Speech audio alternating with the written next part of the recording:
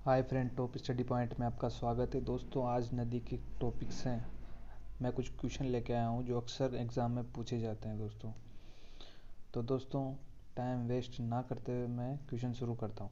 दोस्तों, पेरियार नदी का संबंध है। तो दोस्तों, पेरियार नदी का संबंध किस राज्य से है? केरल, मध्य प्रदेश, पश्चिमी बंगाल, उड़ीसा।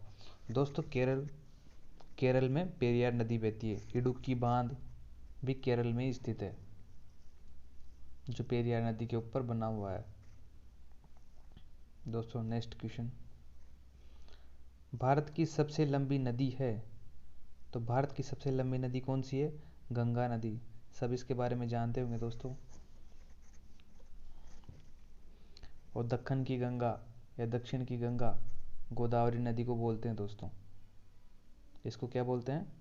दक्कन की गंगा, दक्कन की गंगा या दक्षिण की गंगा बोलते हैं इसको। जबकि दोस्तों बच्चे कंफ्यूज होते हैं, दक्षिण भारत की गंगा वो अलग है। दक्षिण भारत की गंगा अलग नदी को बोलते हैं, कावेरी नदी को बोलते हैं दक्षिण भारत की गंगा। जबकि दक्कन की गंगा या दक्षिण की गंगा किसको बोलते हैं? गोदावरी नदी को। और दक्षिण भारत की गंगा, इनमें कन्फ्यूजन होता है दोस्तों, दोनों अलग अलग है। तो भारत की सबसे लंबी नदी कौन सी है? गंगा नदी। गंगा नदी अफवाह तंत्र का हिस्सा नहीं है। तो दोस्तों, यमुना, चंबल, बनास या कृष्णा, इनमें से कौन सी नदी गंगा नदी? तो दोस्तों, गंगा नदी इस तरीके से बहती है और इसमें इस प्रकार से यमुना नदी आके मिल जाती है। और ये राजस्थान में बहती हुई चंबल नदी यमुना में मिल जाती है। जबकि राजस्थान में ये बनास नदी चंबल में आके मिल जाती है।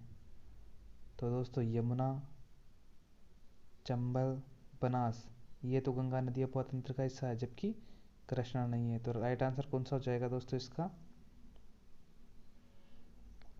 कृष्णा नदी इसका हिस्सा नहीं है।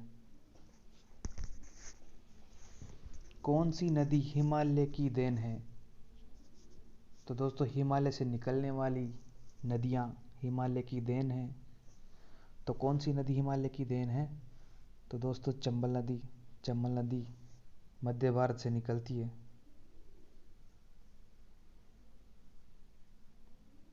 चंबल नदी तो मध्य भारत से निकलती है, तो मध्य भारत में हिमालय नहीं है। नर्मदा भी एमपी में बहती है, तो ये भी मध्य भारत की है। कावेरी नदी ये नीचे की है, साउथ की। तो दोस्तों बची चिनाब।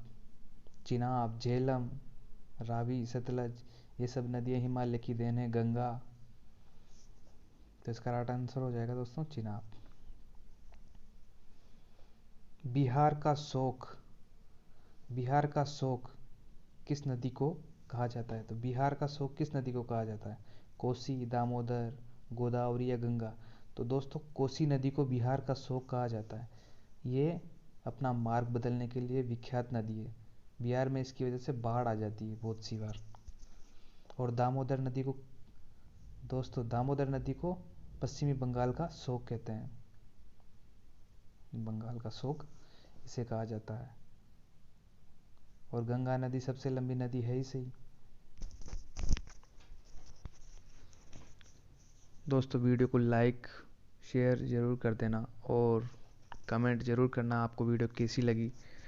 दोस्तों, हर टॉपिक पे मैं एक वीडियो बनाऊंगा जिसमें जो पुराने क्वेश्चन आए हुए हैं उन पे हम बात करेंगे दोस्तों, एजुकेशन सिटी कोटा, कोटा का नाम आपने सुना होगा दोस्तों। तो एजुकेशन सिटी कोटा किस नदी के किनारे बसा हुआ है?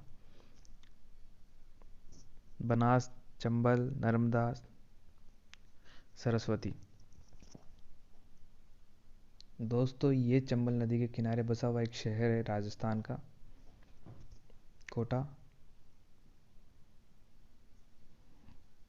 कर्क रेखा को 2 बार काटने वाली नदी है लूनी, चंबल, नर्मदा, माही।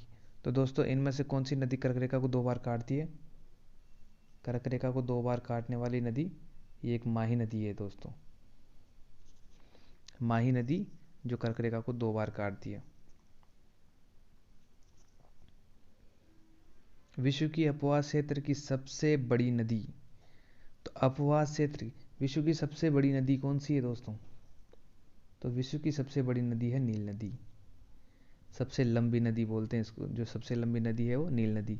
जबकि अपवाह क्षेत्र की, जिसमें बहुत सारी नदियाँ आके मिलती है, जिनका अपवाह क्षेत्र बहुत बड़ा है, तो वो अमेजन नदी राइट, इसका राइट आंसर हो जाएगा अमेजन नदी। अपवाह क्षेत्र की, विश्व की अपवाह क्षेत्र की सबसे बड़ी नदी अमेजन नदी है, जबकि सबसे बड़ी नदी या सबसे लंबी नदी कौन सी है? नील नदी। ये ध्यान रखना दोस्तों, कन्फ्यूजन होता है इसमें। वर्तमान घग्गर नदी का प्राचीन नाम है यमुना, सरस्वती, गंगा या जमुना? तो दोस्तों जो सरस्वती नदी है, जो सरस्वती नदी है, जो प्राय अब लुप्त हो चुकी है, इसको घग्गर नदी वर्तमान में कहते हैं।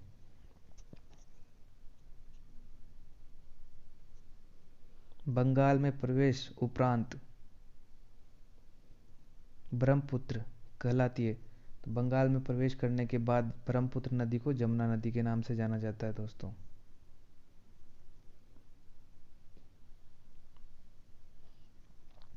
इनमें से गंगा की कौन सी सहायक नदी उत्तर वाहिनी, उत्तर वाहिनी यानी कि उत्तर की ओर बहने वाली, दक्षिण वाहिनी दक्षिण की ओर बहने वाली? दोस्तों ये गंगा नदी है इस प्रकार। तो कोसी नदी, घग्गर नदी, गंडक नदी, ये सब ऊपर से मिलती है, जो दक्षिण की तरफ बहती है। और ये गंगा से किस तरफ से मिलती है? ऊपर की साइड से। और सोम नदी नीचे से उत्तर की ओर बहने वाली नदी है, और ये किस में मिलती है? गंगा नदी में जाके। तो उत्तर वाहिनी नदी कौन सी हो जाएगी? सोन। कौन सी नदी रिफ्ट घाटी या भ्रंश घाटी से होकर गुजरती है? भ्रंश घाटी से बहने वाली नदी, तो दोस्तों एक नदी जिसका नाम सुना हो, नर्मदा।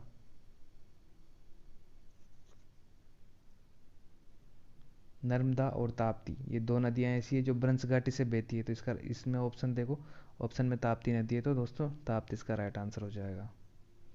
और एक नर्मदा अगर ऑप्शन में हो, ताप्ती नहीं हो, तो नर्मदा इसका राइट आंसर हो जाएगा। तो ये दोनों नदियां भ्रंश घाटी से बहती है। उज्जैन स्थित है।